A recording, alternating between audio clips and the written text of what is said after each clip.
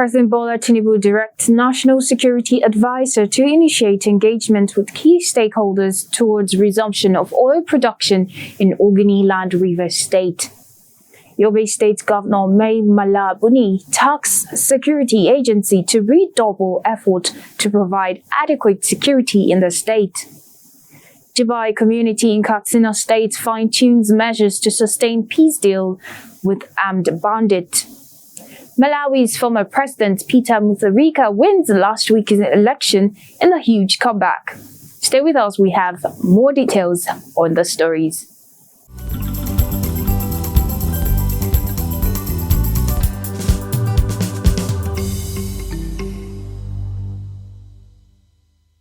Thank you for staying with us. You're still watching Third Eye Africa TV. My name is Juliet Onra. Now the news in detail. President Bola Tinubu has directed the National Security Advisor Nuhu Ribadu to initiate engagement with the Nigerian National Petroleum Company Limited (NNPCL), the Ogoni community, and other key stakeholders towards finalizing the framework for resumption of oil production in Ogoniland, River State.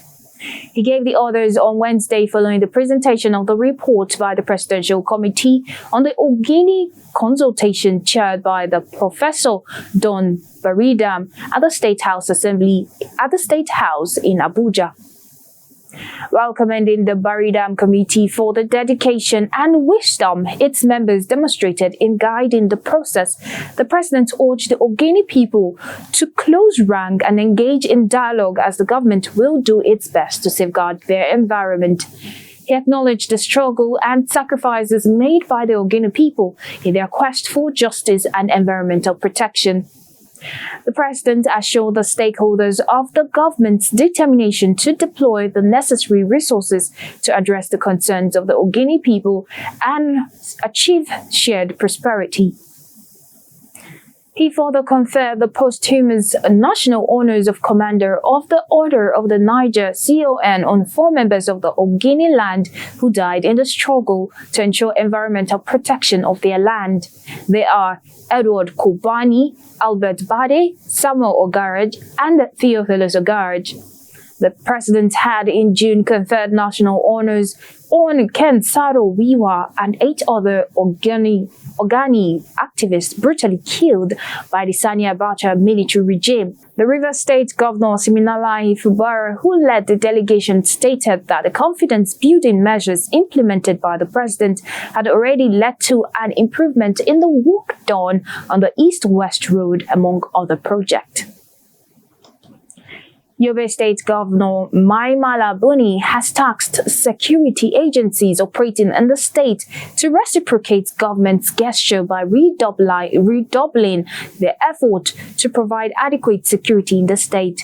Buni gave the task while presenting 47 four-wheel drive operational vehicles and 50 motorcycles in security agencies and 17 local government councils of the state. Governor Buni said the effort aims at supporting security agencies to enable them carry out their duties effectively as a means of ensuring the maintenance of law and order throughout the state. He said it had become necessary to provide adequate support to security agencies, especially in terms of logistics, to ease their movement on routine patrols or responding to distress calls from citizens of the state. The governor commended President Bola Ahmed Tinubu for his support in ensuring a peaceful and secured Yobe State, while appreciating security personnel and members of the vigilante groups and hunters for their dedication and gallantry in providing security across the state. The reviewed security architecture against violent crimes along the border communities by the Kebbi State Police Command is yielding positive results. A release by the command indicates that on the 21st September 2025, at about 1300 hours, one Yusuf M. Alhaji of Kano State, who claimed to be a special constabulary officer with the rank of an assistant superintendent of police attached to Rijaya Zaki Divisional Police Headquarters, Kano, was arrested along Nigeria-Benin Republic border in Bandi local government area of Kebbi State. The suspect was also found in possession of 3 metal jars of silver liquid mercury, each weighing 34.5 kilograms, with a total market value of 7,500,000 naira. One Tijani Muhammad, who was identified as the owner of the smuggled mercury, has also been arrested. The Commissioner of Police, Kebbi State Command, Bello Sani, lauded the effort of divisional police officers in Dolekaini and his team for their effort and gallantry in ensuring the safety and security of the lives and properties along the border communities. He further urged the members of the public to continue supporting the police and other security agencies by providing credible intelligence that will assist in curbing the infiltration of criminals into Nigeria. Troops on routine patrol have killed 4 suspected armed robbers during a gun battle along Jos-Bauchi Highway, recovering arms and ammunition from them. Security sources said the operation was based on credible information about a robbery incident involving criminals who had been terrorizing travelers in the area. According to him, the soldiers quickly mobilized to the scene and engaged the suspect in a fierce gunshot. The report added that the swift response of the troops restored calm and safety along the busy Jos-Bauchi road. Armed bandits struck in Chakugi community of Lafiagi Emirate in Edo local government area of Kwara State and reportedly abducted 4 people during the attack. The attack occurred barely hours after 6 people were earlier abducted in Mutokun community in Patagi local government area of the state. The attack on Mutokun led to the death of a pregnant woman with scores of the residents injured due to sporadical shooting by the armed bandit. Benue State Police Command has confirmed the arrest of 27 additional suspects during ongoing raids on bandit hideouts across the troubled Sankera axis of the state. Security sources disclosed that the latest arrest raised the total number of suspects in custody to 48. The coordinated operation, codenamed Operation Restore Peace, is being carried out by a tactical unit of the command under the leadership of the second in command of the 13th Police Mobile Force, Meduguri. According to the sources, all the suspects are now undergoing interrogation at the State Criminal Investigation Department as investigators work to dismantle criminal networks fueling violence in the region. Police authorities have reassured residents that the crackdown will continue until the area is fully secured and law-abiding citizens can now move without fear. And let's take stories from Katsina State, where stakeholders in Jibai local government area of Katsina State and armed bandits have organized a meeting to fine-tune measures of sustaining peace being recorded in the last 8 months. Jibai local government area was among the first to enter into peace deal with a view to addressing the unrest affecting the communities. And now let's take stories from the Department of State Services. DSS has interrogated a former Minister of Justice and Attorney General of the Federation, Abubakar Malami, over an attack on his convoy in Kebbi State. Malami was questioned by the secret operatives at Birni Kebbi. Command of the service revealed that the interrogation was handled in a professional manner. Malami's convoy was attacked by suspected political thugs in Birni Kebbi on September 1st, 2025, shortly after he returned from a condolence visit to the family of the late Chief Imam of Dr. Bello Haliru Jumai Moks. The former minister had then described the attack as politically motivated. Although the ruling All Progressive Congress distanced itself from the attack, Malami subsequently petitioned security agencies, including the police and the DSS.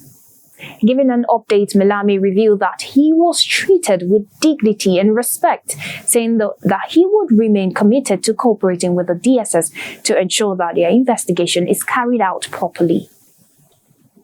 The member representing Pangchin South in Plateau State House of Assembly, Lavin Denti Jacob, has regained freedom. The lawmaker was abducted from his residence in Angwan Kangji Dong Community, Jos North local government area on Monday night. Chairman House Committee on Information Kwapo Silvanus confirmed the release to newsmen, saying the victim had been reunited with his family. Silvanus said the victim was hale and hearty. He urged residents to be security conscious and vigilant, reporting any suspicious behavior around them. He appreciated the prompt action of security agencies and the cooperation of citizens, further encouraging residents to form vigilante groups to secure their areas given the level of insecurity in various communities. The abduction of the lawmaker occurred just 10 days after a core member and a university student of Jos were kidnapped in the area. The Ministry of Defense Health Implementation Program says it provided free HIV testing to more than 500,000 Nigerians and initiated lifelong antiretroviral therapy for over 400 children and adults in its over 20 years of existence. The Director General of the program, Brigadier General Idris Solibo, made the disclosure at a ceremony to mark the 20th anniversary of the program. The program, which was set up in May 2005, is a product of the bilateral partnership between the Nigerian Ministry of Defense and the U.S. Department of Defense to curb rising HIV epidemic in Africa. It began with 4 comprehensive treatment sites and expanded to more than 30 sites across the country, complemented by advanced research facilities, modern medical warehouse, and defense refinery laboratory. Minister of State for Defense Bello Matawale, who was the special guest at the occasion, said the program aligned with President Bola Ahmed Tinubu's human capital development in terms of national solutions to the health sector and new investment initiative. Chief of Defense Staff General Christopher Musa said that the military was considering the possibility of establishing a defense medical school to address the challenge of getting adequate medical doctors to provide services to personnel and their families. And still in health, the Nigerian government, through the Federal Ministry of Health and Social Welfare, has inaugurated the National Interagency Working Group on Lead Poisoning Elimination in Nigeria. To this end, key stakeholders to address the growing threat of lead poisoning in the country was convened in Abuja. Coordinating Minister of Health and Social Welfare, Professor Muhammad Ali Pat, described the inauguration as a historical milestone in safeguarding public health. The minister was represented by the ministry's permanent secretary, Daju Kachalom, through Mrs. Ladi Baku Ayibu, Director Health and Nutrition Department. The minister said lead poisoning is not just an environmental concern, but a public health crisis that silently erodes the well-being of children, causing irreversible damage to their developing brain and nervous system. He added that it contributes to hypertension, kidney dysfunction, and reproductive challenges for adults. Nigeria has witnessed devastating outbreak of lead poisoning, notable in Zamfara State in 2010, where over 400 children died and several others disabled, and in Niger State in 2015, most recently. In 2024, fresh cases were reported in Zamfara and Sokoto State. To combat the crisis, the ministry has provided laboratory equipment such as lead care machines, supported treatment with chelation therapy in collaboration with Medicine Sans Frontiers, enhanced activities and active surveillance, and conducted soil remediation and community education. The coordinating minister noted that the newly inaugurated working group will serve as national platform to harmonize strategies, strengthen surveillance, and advance evidence-based intervention. We have more news on business and global. Don't go anywhere.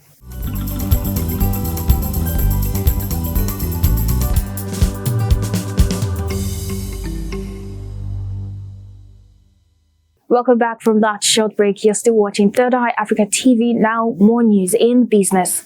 The Federal Inland Revenue Services has defended the federal government's borrowing strategy, insisting that debt remains a legitimate tool for growth and infrastructure financing, not a sign of crisis. FIRS Chairman Zaccheaus Adedeji, who stated this, also announced that personal income tax and company income tax reforms will take effect from January.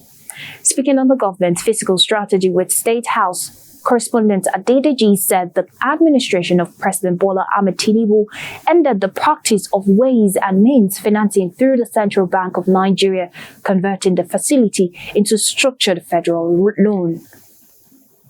He said the government now services the debt through both principal and interest repayment, a measure he said contributed to stability in the economy and eased pressure on the exchange rate. Responding to criticism that government continues to borrow despite improved revenue performance, the tax chief insisted that borrowing is part of every national budget. And now let's take stories from the petroleum industry. The Depot and Petroleum Product Marketers Association of Nigeria has called on the Dangote refinery to make its fuel supply more accessible to marketers and sell products at affordable rate. The spokesperson for the association, Ikem Oha, said on a television program on Wednesday that closer collaboration with the refinery would ensure steady supply and end full queues across the country. He dismissed claim of a rift with the refinery, insisting that marketers only want a transparent arrangement that guarantees regular redistribution. While acknowledging the refinery on the dormant supplier, Oha explained that access and pricing remain the major concerns. He pointed out that for over 2 decades, DAPMAN members have developed a strong distribution network with depots in Lagos, Warri, Port Harcourt, and Calabar, and urged Dangote to take advantage of these facilities. He further said global practice shows that refineries usually rely on bulk supply to off-takers along retail sales. Ohio added that although DAPMAN approached Dangote before production commenced to request bulk supply, no firm understanding was reached. And now let's take stories from regional news, where Malawi's former president Peter Mutharika has declared the winner of the last week's election in a huge comeback for the 85-year-old. Official results show that he won 57% of the vote compared to the 33% of President Lazarus Chakwera.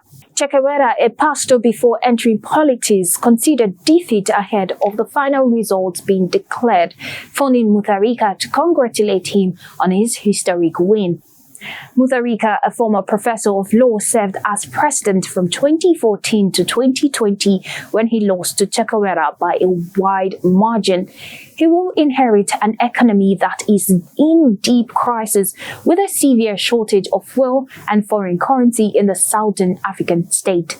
The Election Commission said it took the full 8 days it was allowed to announce the results because it wanted to check everything carefully and address the complaint first.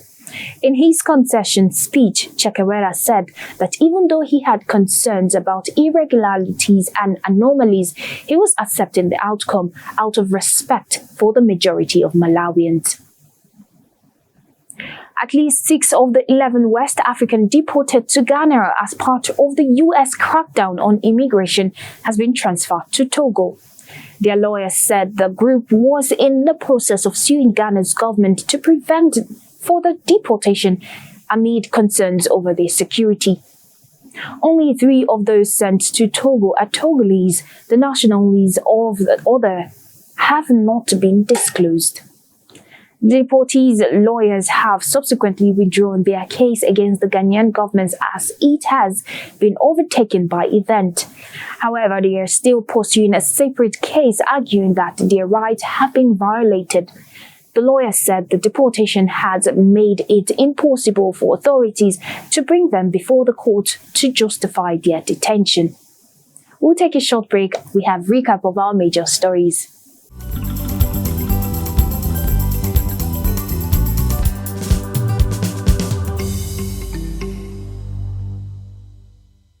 President Bola Ahmed Tinubu directs National Security Advisor to initiate engagement with key stakeholders towards a resumption of oil production in Oginiland River State. Yobe State Governor Mala Buni taxes security agency to redouble effort to provide adequate security in the state. Dubai community in Katsina State fine-tunes measures to sustain peace deal with armed bandits.